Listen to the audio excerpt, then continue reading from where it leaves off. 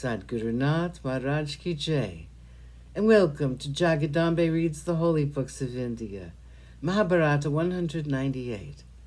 As you may remember, Nakula went to get water.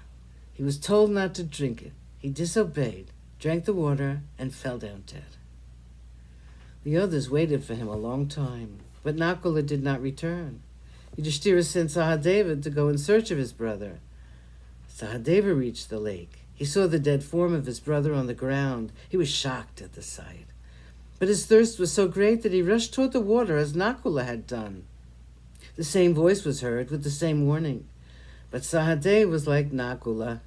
He disregarded the warning, drank the water, and suffered the same fate as his brother.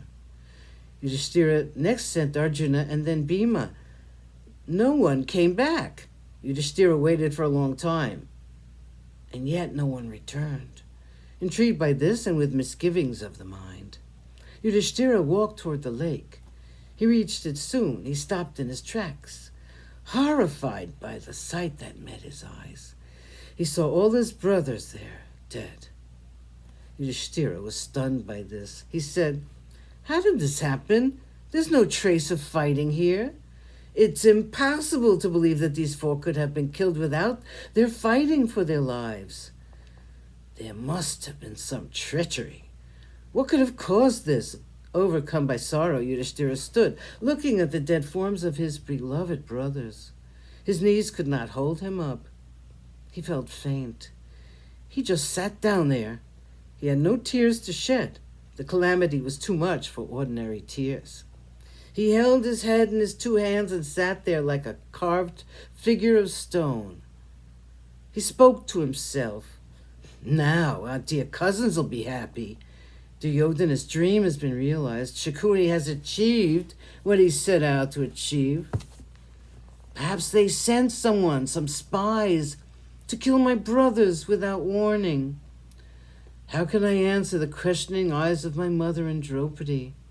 These four suffered all these years because of me, and now when freedom is near at hand, these brothers of mine have been killed. How can I live any longer in this world alone without them? How is it that I've been spared and not they? Where is that quick death that overtook them? Why has it not come to me yet?" Thought chased thought in his poor, distraught mind. Yudhishthira was almost mad with grief. His roving eyes fell on the cool water, and his thirst came back. His throat was parched and dry with unshed tears. He walked to the brink of the lake and was about to drink the water when he was arrested by the unearthly voice. He was told that he should not drink until some questions were answered. Yudhishthira paused in the act of drinking. He looked around to locate the source of the voice. The voice said, "I saw your brothers come here one by one. I told them not to drink. They wouldn't listen to me. They drank and died. I'm the Yaksha who owns this lake." Yudhishthira's voice was hoarse with unshed tears. He said, "What Yaksha are you? Are you one of the Rudras? Are you the chief among the Maruts? Who are you that could fell at one stroke these masses of strength? My brothers are invincible. No one, not even a god, can kill them.